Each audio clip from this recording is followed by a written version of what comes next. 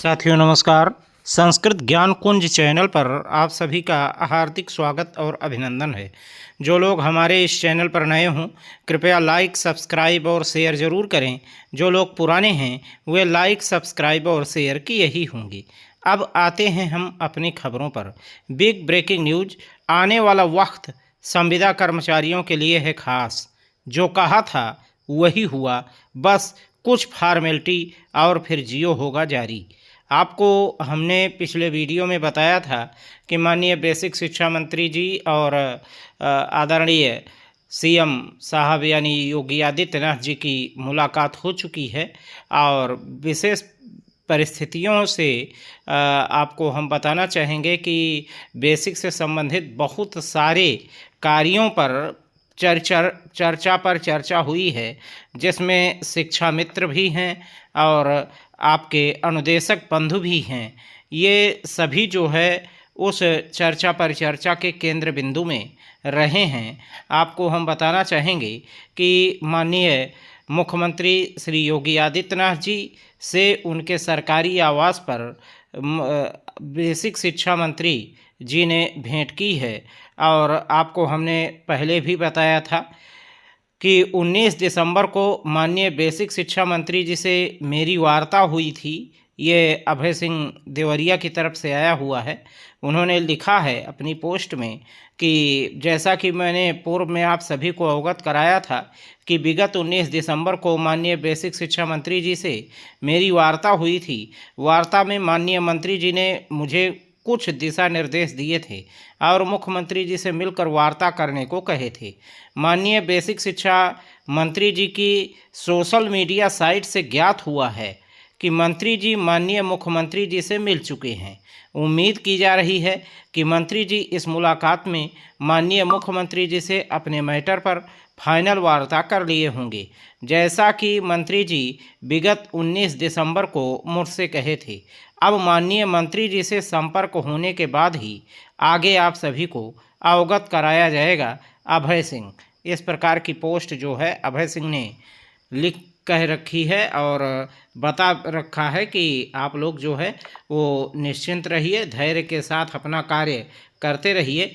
एक और सूचना हम आपको अभी इसी वक्त बताना चाहेंगे, परंतु आपको हम ये बता दें कि आप सभी जो है अभी चूँकि इन चीज़ों को गोपनीय रखा जा रहा है, खुल करके अभी हम नहीं बता रहे हैं, परंतु थोड़ी बहुत बातें आपको हम बता दें कि विश्वसनीय सूत्रों से प्राप्त जानकारी के अनुसार यूपी शिक्षा सेवा चयन आयोग सत्र 2025-26 में आयोजित किए जाने वाले समस्त शिक्षक भर्ती और भर्ती परीक्षाओं का कैलेंडर तैयार कर चुका है और जल्द ही जारी करने जा रहा है। ईएलटी 2018 में रिक्त पदों पर द्वितीय चरण की नियुक्ति प्रक्रिया भी चल रही है। चयनित अभ्यर्थियों से आवेदन 27 दिसंबर तक ऑनलाइन लिए जा रहे थे। टीजीटी पीजीटी परीक्षा अप्रैल 2025 में संभावित किए जाने की संभावना है। आगामी 2 वर्ष यानी 2025 और 26 तथा 2026 और 27 के कैलेंडर में आपको निम्न भर्तियां देखने को मिलेंगी। मैं फिर कह रहा हूं, नोट करके रख लीजिए। Junior ATRE super TET, primary ATRE super TET, ECCE educator भर्ती, टीजीटी पीजीटी भर्ती, ईएलटी भर्ती, प्रिंसिपल भर्ती, सुरक्षाकर्मी भर्ती, सफाई कर्मी भर्ती, लाइब्रेरियन भर्ती, खेल शिक्षक भर्ती और ये सभी भर्तियां जो है वो आ जाएंगी। आपको हम और बताना चाहेंगे कि कुछ दिनों पहले हमने भर्तियों के बारे में आप सभी को बताया भी था और आज वो खबर पेपर्स में भी आ चुकी हैं। पुराने पोस्ट और अखबार की न्यूज़ दोनों हम आपको बताना चाहेंगे कि धैर्य रखा कीजिए। जो भी बताते हैं सब होगा। शिक्षा मित्र समायोजन, उत्तराखंड मॉडल और टेट पास वर्षवार नियुक्ति की न्यूज़ भी बहुत जल्दी आप सभी अखबारों में देखेंगे। अखबार में आज के अखबार में आया हुआ है कि शिक्षा सेवा चयन आयोग ने नई भर्ती के लिए 4 जनवरी को बुलाई निदेशकों की बैठक। आपको हमने बहुत पहले बता रखा है और ये चीज़ आज पेपर में आ चुकी है।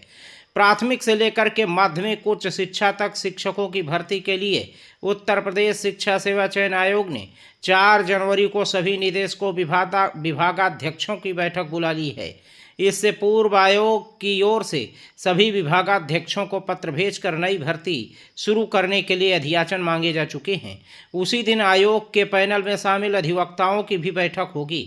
अब बैठक में अधियाचन पर विस्तार से चर्चा की जाएगी।